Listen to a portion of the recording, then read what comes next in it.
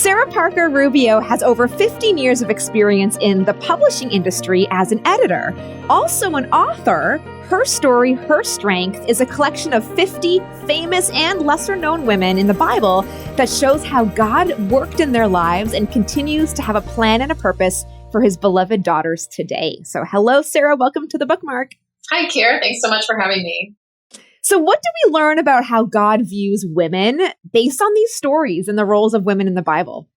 So as I was writing this book, I was just so overwhelmed over and over again about how much God loves women, how much he cares for women, and how much he is for and just really excited about women. And we see that in, obviously from the beginning where he made women as well as men in his image. Just everything that means. And the Bible very specifically says, male and female, both made in God's image, both reflect God in specific ways. We see that in the way that he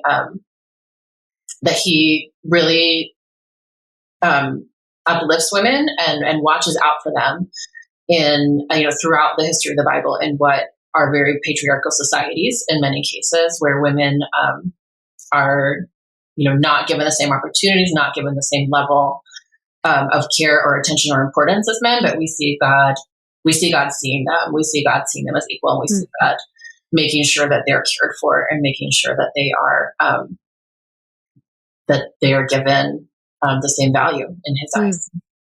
You already touched on this. So in what ways do girls reflect God's image?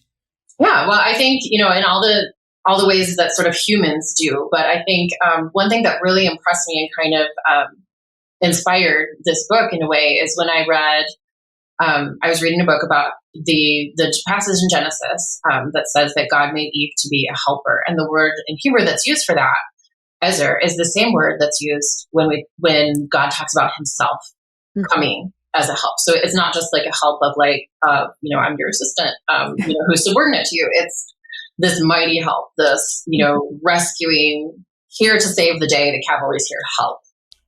And so that is what we see when God creates Eve, where he says, this is the person, that I've made to be, to have this strength. And that's why I wanted the idea of strength to be in the title. And that's where we kind of weave that theme of strength throughout is, women are imbued with God's strength. And he empowers them to live that out in their lives, in their families, in their communities. Yeah, I love that. It really definitely makes, it boosts a woman and a girl's self-esteem, but God esteem as well. Absolutely. There are women in the book that are not named in scripture, but are still significant. I know you had to do a lot of research. You said in the foreword, I guess, of the book where you're like, thank you to those who know more about this than me. But can you give us an example or two of those women and what you learned from them? Some of the unnamed, absolutely. One that comes to mind that it may be familiar to a lot of listeners is the story of Naaman's servant. She was really kidnapped. She was taken in a military raid from her home by people who were oppressing and attacking the Jewish people, the Israelite people. Probably very young, so she was taken from her family, from everything familiar, and she was made basically enslaved by this general and his family, given to his wife to be her servant. And so, in a position of basically no power, no agency, far from home, far from everything, she has every reason to be angry and bitter and hate the people who have taken everything from her. But we see that God empowers her to forgive and to love and to reach out with compassion to this man when he is, laid low by a skin condition. We don't know exactly what that condition was, but something that was going to have a big impact on his health and his career and kind of his life in community. And she's the one that tells him, you should go and see the prophet Elisha in Israel because, he speaks to God and God gives him power to heal. And Naaman, I think a lot of us know the story, does go and is healed miraculously by Elisha because this girl was was given the power and the strength to forgive and to be loving and kind when she didn't have to be. Wow. Yeah. And you actually, even just now, you're saying, some illness that we don't really know exactly.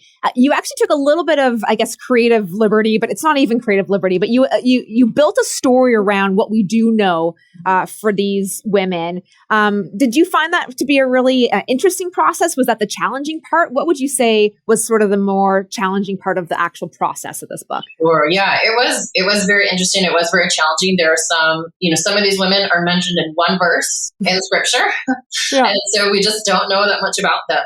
So I did do a lot of research, and some of the stories are more of like this maybe could have been what happened.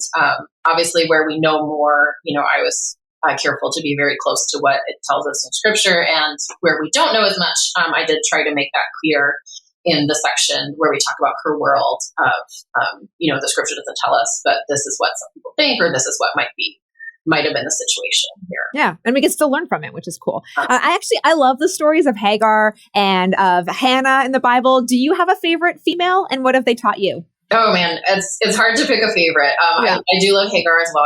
I love how, how God sees her, and how, he speaks to her, someone who wasn't, from the group of people that he had chosen, and that he reached out to women from all nations and all walks of life. I love the story of Rahab as well. Again, a foreigner to Israel, and someone who would have been looked down upon by God's people.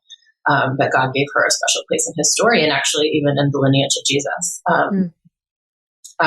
There's so many ones. I mean, there are even, it was a little bit fun to talk about the women who are symbolic. They're not actual historical women, but they, God used women as imagery for some really important concepts in the Bible. For example, wisdom in the book of Proverbs is personified as a woman, right. Which I think is really interesting and really cool. And I love in the book that illustration of that the amazing illustrator did of wisdom, shouting out in the public square of saying, this is the way to go. I just love how, in the Bible, women have a voice, and they have things to say. I love the prophet Huldah. She's one of God's prophets, a woman in the Bible. So that's a really fun story. It's one a lot of people aren't familiar with. So it was fun to include her. I mean, there's so much, like you said, that just points to the role that women have. But I gotta say, I think girls, and I'm gonna say women too, today are a little confused by what their role is, right? I mean, there's you're not strong enough, and then there's you're too strong, you're a feminist. How would you say, because I know that you're also a mom, so you're raising up another generation. I think you have just boys though, right? I have two boys, and actually I do have a little girl who's a toddler. And I think this is an interesting question for a lot of parents who are listening, is like, how do you navigate this? How would you say that this book helps girls find the right balance in our culture today? Oh, that's a really good question.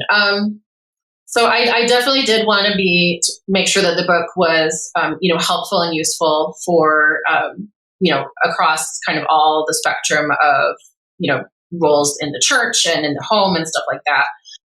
So I do think it, people, no matter where they fall sort of on that line, will find something to learn here.